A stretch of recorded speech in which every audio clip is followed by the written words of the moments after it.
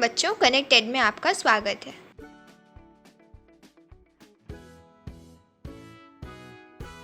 बच्चों, आज हम अम्ल, क्षारक एवं लवण पाठ पढ़ेंगे। आज की कक्षा में हम निम्नलिखित चीजें सीखेंगे। अम्ल, क्षारक एवं लवण पाठ पढ़ेंगे और पाठ पर पूछे गए प्रश्नों के उत्तर जानेंगे। आपने पिछली कक्षाओं में अध्ययन किया होगा कि भोजन का खट्टा एवं कड़वा आम स्वाद भोजन में विद्यमान क्रमशः अम्ल एवं क्षारक के कारण होता है। यदि आपके परिवार का कोई सदस्य अत्यधिक भोजन करने के कारण अम्लता से पीड़ित है तो आप कौन सा उपचार सुझाएंगे? नींबू पानी, सिरका या बेकिंग सोडा का विलयन? उपचार बताते समय आप किस गुणधर्म का ध्यान रखेंगे? आप जानते हैं कि अम्ल एवं क्षारक एक दूसरे के प्रभाव को समाप्त करते हैं। आपने अवश्य ही इसी जानकारी का उपयोग किया होगा। याद कीजिए कि कैसे हमने बिना स्वाद चखे ही खट्टे एवं कड़वे पदार्थों की जांच की थी। आप जानते हैं कि अम्लों का स्वाद खट्टा होता है तथा ये नीले लिटमस पत्र को लाल कर देते हैं, जबकि क्षारकों का स्वाद कड़वा होता है और वह लाल लिटमस पत्र को नीला कर देते हैं। लिटमस एक प्राकृतिक सूचक होता है। इसी प्रकार हल्दी, टर्मरिक भी एक ऐसा ही सूचक है। क्या आपने कभी ध्यान दिया है कि श्वेत कपड़े पर लगे सब्जी के दाग पर जब क्षारकीय प्रकृति वाला साबुन रगड़ते हैं तब उस धब्बे का रंग भूरा लाल हो जाता है, लेकिन कपड़े को अत्यधिक जल से धोने के पश्चात वह फिर से पीले रंग का हो जाता है। अम्ल एवं क्षारक की जांच के लिए आप संश्लेषित सिंथेटिक सूचक जैसे मेथिल ऑरेंज एवं फिनोल्फ्थलीन का भी उपयोग कर सकते हैं। इस अध्याय में हम अम्ल एवं क्षारक की अभिक्रियाओं के बारे में अध्ययन करेंगे। हमें जानकारी प्राप्त होगी कि अम्ल एवं क्षारक कैसे एक दूसरे के प्रभाव को समाप्त कर देते हैं। साथ ही दैनिक जीवन में पाई जाने वाली तथा उपयोग में आने वाली बहुत सी रोचक वस्तुओं के बारे में भी हम अध्ययन करेंगे। अम्ल एवं क्षारक के रासायनिक गुणधर्म समझना। प्रयोगशाला में अम्ल एवं क्षारक। रंग में परिवर्तन के द्वारा ये सूचक हमें बताते हैं कि कोई पदार्थ अम्ल है या क्षारक। कुछ ऐसे पदार्थ होते हैं जिनकी गंध अम्लीय या क्षारकीय माध्यम में भिन्न हो जाती है। इन्हें गंधीय ओल्फैक्टरी सूचक कहते हैं। आइए इनमें से कुछ सूचकों की जांच करें। आपके परीक्षण के आधार पर वैनिला, प्याज एवं लौंग के तेल में से किसे गंधीय ओल्फैक्टरी सूचक की तरह उपयोग किया जा सकता है। अम्ल एवं क्षारक के रासायनिक गुणधर्मों को समझने के लिए आइए कुछ और क्रियाकलाप करते हैं।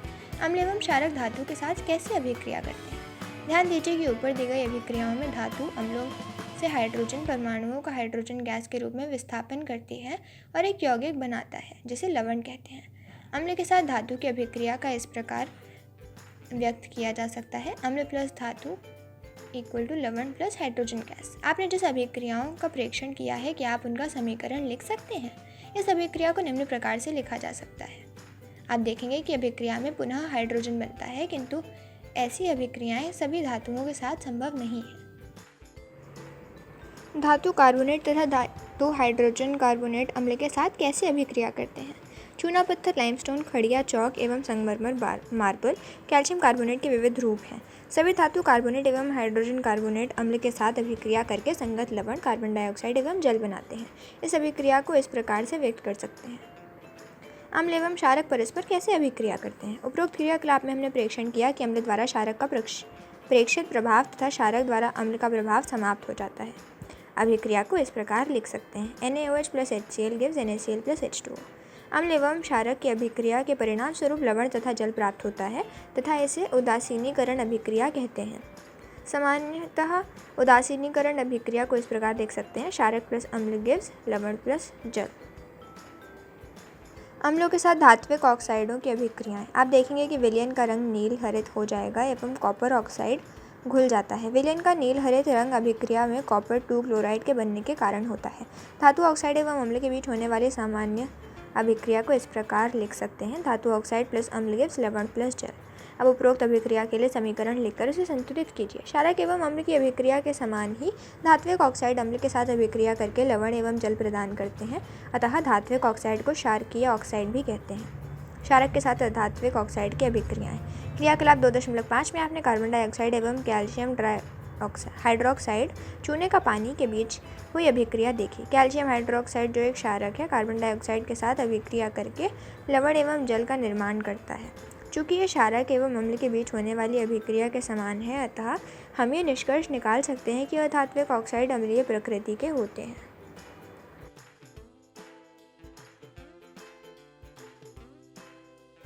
सभी अम्लों एवं क्षारकों में क्या समानताएं हैं? अनुभाग 2.1 में हमने देखा कि सभी अम्लों में समान रासायनिक गुणधर्म होते हैं। गुणधर्मों में समानता क्यों होती है? हमने क्रियाकलाप 2.3 में देखा कि धातु के साथ अभिक्रिया करने पर सभी अम्ल हाइड्रोजन गैस उत्पन्न करते हैं। इससे पता चलता है कि सभी अम्लों में हाइड्रोजन होता है। आइए क्रियाकलाप के माध्यम से हम जांच करें कि क्या हाइड्रोजन युक्त सभी यौगिक अम्लीय होते हैं। अम्ल की स्थिति में बल्ब जलने लगता है, जैसा कि चित्र 2.3 में दिखाया गया है, परंतु आप ये देखेंगे कि ग्लूकोज एवं अल्कोहल का विलयन विद्युत का चालन नहीं करते हैं। बल्ब के जलने से यह पता चलता है कि इस विलयन में विद्युत का प्रवाह हो रहा है। अम्लीय विलयन में विद्युत धारा का प्रवाह अम्ल में उपस्थित इन्हीं आयनों द्वारा होता है। अम्लों में धन आयन H+ तथा ऋण आयन जैसे HCl में Cl-, HNO3 में NO-, CH3COOH में CH3COO-, H2SO4 में SO4 होते हैं। चूँकि अम्ल में उपस्थित धनायन H+ है, इससे ज्ञात होता है कि अम्ल विलयन में हाइड्रोजन आयन H+ उत्पन्न करता है तथा इसी कारण उनका गुणधर्म अम्लीय होता है। सोडियम हाइड्रोक्साइड, कैल्शियम हाइड्रोक्साइड आदि जैसे क्षारकों का उपयोग करके इस क्रियाकलाप को दोहराइए। इस क्रियाकलाप के परिणामों से आप क्या निष्कर्ष निकाल सकते हैं? जलीय विलयन में अम्ल या क्षारक का क्या होता है? क्या अम्ल केवल जलीय विलयन में ही आयन उत्पन्न करते हैं? आइए इसकी जांच करें। इस प्रयोग से यह स्पष्ट होता है कि जल की उपस्थिति में HCl में हाइड्रोजन आयन उत्पन्न होते हैं। जल की अनुपस्थिति में HCl अणुओं से H+ आयन पृथक नहीं हो सकते हैं। HCl + H2O + H3O+ Cl-। Hydrogen ion स्वतंत्र रूप में नहीं रह सकते, लेकिन यह जल के अणुओं के साथ मिलकर रह सकते हैं। इसलिए हाइड्रोजन आयन को सदैव H या हाइड्रोनियम आयन H3O+ से दर्शाना चाहिए। H+ H2O + H3O+। हमने देखा कि अम्ल जल में H3O+ अथवा H+ आयन प्रदान करता है। आइए देखें कि किस क्षारक को जल में घोलने पर क्या होता है। क्षारक जल में हाइड्रोक्साइड OH आयन उत्पन्न करते हैं। जल में घुलनशील क्षारक को क्षार कहते हैं। अब तक हम जान चुके हैं कि सभी अम्ल H+ तथा सभी क्षारक OH- उत्पन्न करते हैं, अतः अब हम उदासीनीकरण अभिक्रिया को निम्नलिखित रूप में व्यक्त कर सकते हैं। आइए देखें कि अम्लीय क्षारक में जल मिलाने पर क्या होता है। जल में अम्लीय क्षारक के घुलने की प्रक्रिया अत्यंत ऊष्माक्षेपी होती है। जल में सांद्र नाइट्रिक अम्ल या सल्फ्यूरिक अम्ल को मिलाते समय अत्यंत सावधानी रखनी चाहिए। अम्ल को सदैव धीरे धीरे तथा जल को लगातार हिलाते हुए जल में मिलाना चाहिए। सांद्र अम्ल में जल मिलाने पर उत्पन्न हुई ऊष्मा के कारण मिश्रण अस्फलित होकर बाहर आ सकता है तथा आप जल सकते हैं। साथ ही अत्यधिक स्थानीय ताप के कारण प्रयोग में उपयोग किया जा रहा कांच का पात्र भी टूट सकता है। सांद्र सल्फ्यूरिक अम्ल के कैन, डिब्बे तथा सोडियम हाइड्रोक्साइड की बोतल पर चेतावनी के चिन्ह चित्र 2.5 में प्रदर्शित पर ध्यान दीजिए। जल में अम्लीय क्षारक मिलाने पर आयन की सांद्रता H3O+ या OH- में प्रति इकाई आयतन में कमी हो जाती है। इस प्रक्रिया को तनुकरण कहते हैं एवं अम्ल या क्षारक तनुकृत होते हैं।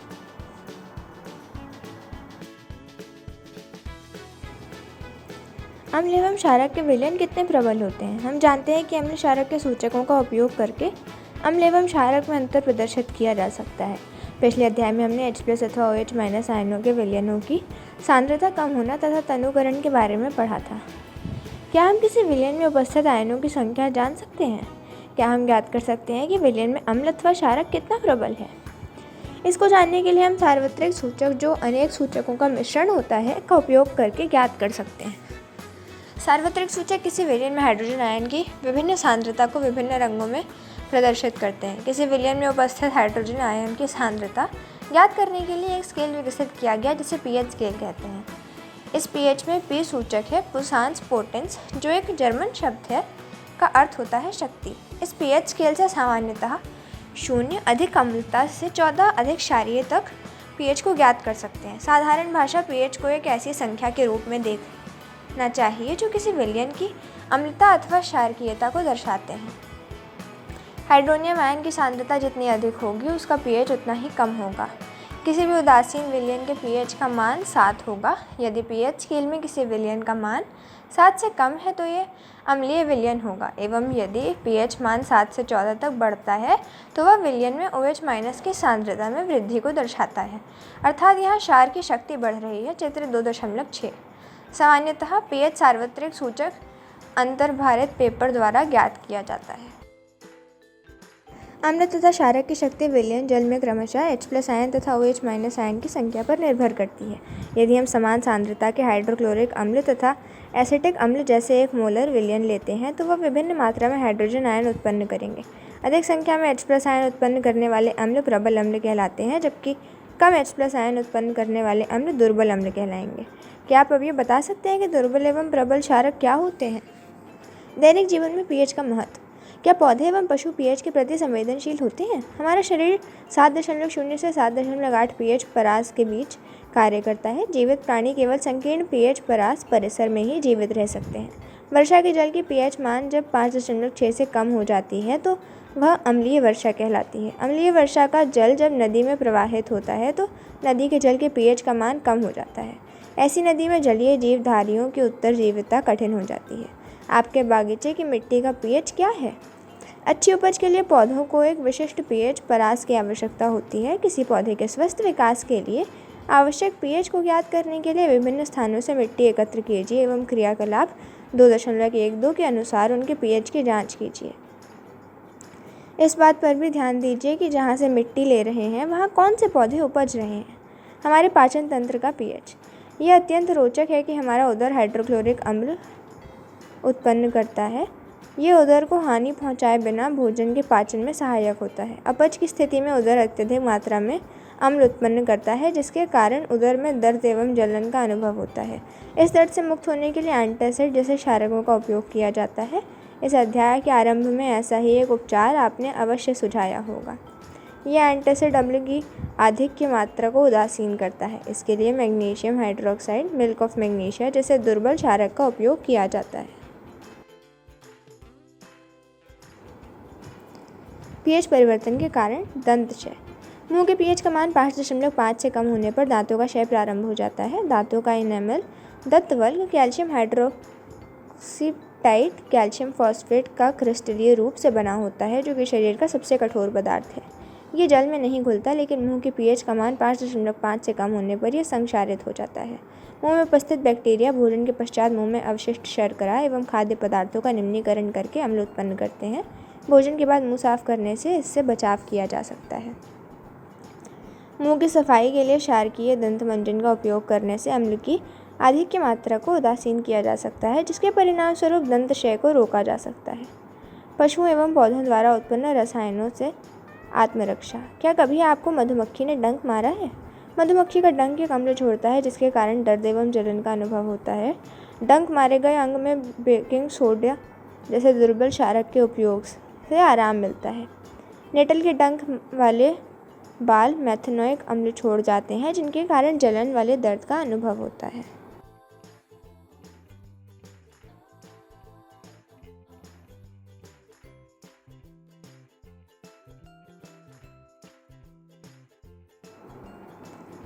लवण के संबंध में अधिक जानकारी। पिछले भागों में हमने विभिन्न अभिक्रियाओं के द्वारा लवणों का निर्माण होते देखा है। आइए इनके निर्माण, गुणधर्म एवं उपयोग के बारे में अधिक जानकारी प्राप्त करें। लवण परिवार। प्रबल अम्ल एवं प्रबल क्षारक के लवण के pH का मान 7 होता है तथा ये उदासीन होते हैं, जबकि प्रबल अम्ल एवं दुर्बल क्षारक के लवण के pH का मान 7 से कम होता है तथा ये अम्लीय होते हैं। प्रबल क्षारक एवं दुर्बल अम्ल के लवण के pH का मान 7 से अधिक होता है तथा ये क्षारकीय होते हैं। साधारण नमक से रसायन। आप जानते हैं कि हाइड्रोक्लोरिक अम्ल एवं सोडियम हाइड्रोक्साइड के विलयन की अभिक्रिया से उत्पन्न लवण को सोडियम क्लोराइड कहते हैं। इसी लवण का हम अपने भोजन में उपयोग करते हैं। ऊपर के क्रियाकलाप में आपने देखा होगा कि ये एक उदासीन लवण है। समुद्री जल में कई प्रकार के लवण घुले होते हैं। इन लवणों से सोडियम क्लोराइड को पृथक किया जाता है। विश्व के कई भागों में भी ठोस लवण का निक्षेप होता है। बड़े आकार के क्रिस्टल प्रायः अपद्रव्यों के कारण भूरे रंग के होते हैं। इसे खनिज नमक कहते हैं। ये खनिज नमक तब बने जब युगों के व्यतीत होने के साथ समुद्र का कोई हिस्सा सूख गया। खनिज नमक का खनन भी कोयले की तरह होता है। आपने महात्मा गांधी के दांडी यात्रा के बारे में अवश्य सुना होगा।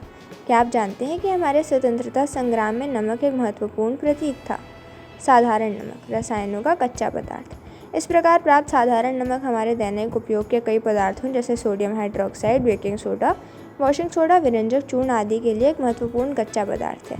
आइए देखते हैं कि कैसे एक पदार्थ का उपयोग विभिन्न पदार्थ बनाने के लिए करते हैं। Sodium hydroxide.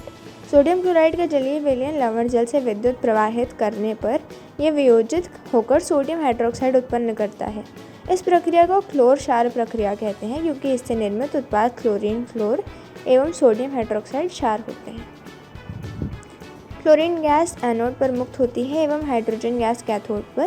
कैथोड पर सोडियम हाइड्रोक्साइड विलयन का निर्माण भी होता है। इस प्रक्रिया से उत्पन्न हुए तीनों उत्पाद उपयोगी हैं। चित्र 2.8 इन उत्पादों के विभिन्न उपयोगों को दर्शाता है।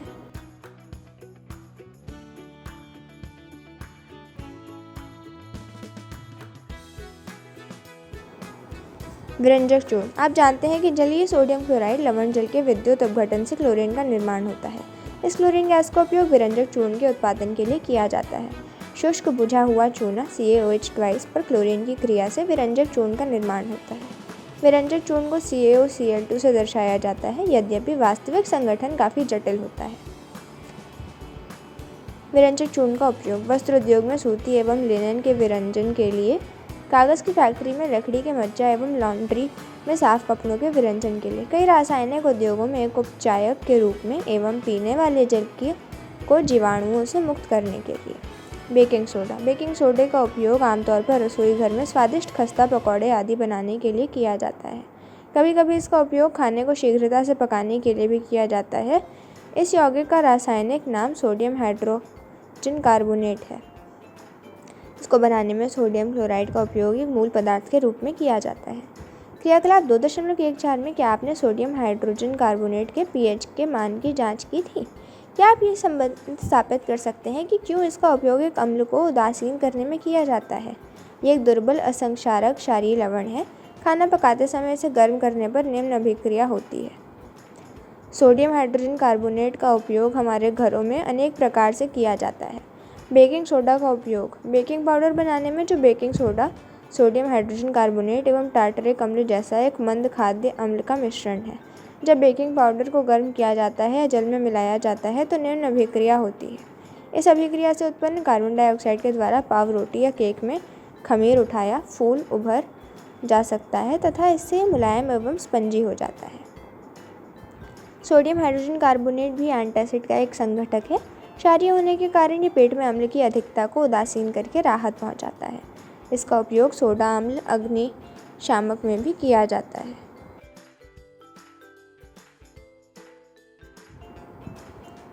धोने का सोडा Na2CO3.10H2O। धोने का सोडा एक अन्य रसायन जिसे सोडियम क्लोराइड से प्राप्त किया जा सकता है। आप ऊपर देख चुके हैं कि बेकिंग सोडा को गर्म करके सोडियम कार्बोनेट प्राप्त किया जा सकता है। सोडियम कार्बोनेट के पुनः क्रिस्टलीकरण से धोने का सोडा प्राप्त होता है। ये भी एक क्षारकीय लवण है। 10H2O क्या दर्शाता है? क्या ये Na2CO3 को आर्द्र बनाता है? हम इसका जवाब अगले भाग में पढ़ेंगे। सोडियम कार्बोनेट एवं सोडियम हाइड्रोजन कार्बोनेट कई औद्योगिक प्रक्रियाओं के लिए भी उपयोगी रसायन है। धोने के सोडे के उपयोग। सोडियम कार्बोनेट का उपयोग कांच, साबुन एवं कागज़ उद्योगों में होता है। इसका उपयोग बोरेक्स जैसे सोडियम यौगिक के उत्पादन में होता है। सोडियम कार्बोनेट का उपयोग घरों में साफ सफाई के लिए होता है। जल की स्थायी कठोरता को हटाने के लिए इसका उपयोग होता है। क्या लवण के क्रिस्टल वास्तव में शुष्क हैं? शुष्क दिखने वाले कॉपर सल्फेट क्रिस्टलों में क्रिस्टलन का जल होता है। जब हम क्रिस्टल को गर्म करते हैं तो ये जल हट जाता है एवं लवण का रंग श्वेत हो जाता है। यदि आप क्रिस्टल को पुनः जल से भिगोते हैं तो क्रिस्टल का नीला रंग वापस आ जाता है। लवण की एक सूत्र इकाई में जल के निश्चित अणुओं की संख्या को क्रिस्टलन का जल कहते हैं। कॉपर सल्फेट की एक सूत्र इकाई में जल के 5 अणु उपस्थित होते हैं। जलीय कॉपर सल्फेट का रासायनिक सूत्र CuSO4.5H2O है। क्या आप बता सकते हैं कि Na2CO3.10H2O का अणु आर्द्र है या नहीं? जिप्सम एक अन्य लवण है जिसमें क्रिस्टलन का जल होता है। इसमें क्रिस्टलन के जल के 2 अणु होते हैं। इसका रासायनिक सूत्र CaSO4.2H2O है। अब हम इस लवण के उपयोगों पर ध्यान देते हैं। Plaster of Paris. जिप्सम को 373 केल्विन पर गर्म करने पर यह जल के अणुओं का त्याग कर कैल्शियम सल्फेट अर्धहाइड्रेट हेमीहाइड्रेट बनाता है। इसे प्लास्टर ऑफ पेरिस कहते हैं। इस पदार्थ का उपयोग डॉक्टर टूटी हुई हड्डियों को सही जगह पर स्थिर रखने के लिए करते हैं। प्लास्टर ऑफ पेरिस एक सफ़ेद चूर्ण है जो जल मिलाने पर पुनः जिप्सम बनकर कठोर ठोस पदार्थ प्रदान करता है। ध्यान दीजिए कि जल का केवल आधा अणु क्रिस्टलन के जल के रूप में जुड़ा होता है। जल का आधा अणु कैसे प्राप्त होता है? फॉर्मूला का 2 इकाई सूत्र जल के एक अणु के साथ साझेदारी करते हैं। प्लास्टर ऑफ पेरिस का उपयोग खिलौना बनाने, सजावट का सामान एवं सतह को चिकना बनाने के लिए किया जाता है। पता करें कि कैल्शियम सल्फेट अर्धहाइड्रेट को प्लास्टर ऑफ पेरिस क्यों कहा जाता है।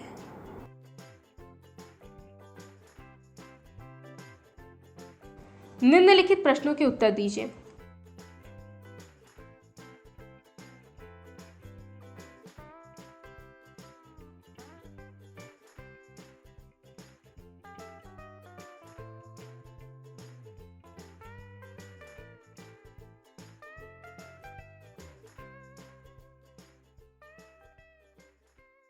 ये है जवाब।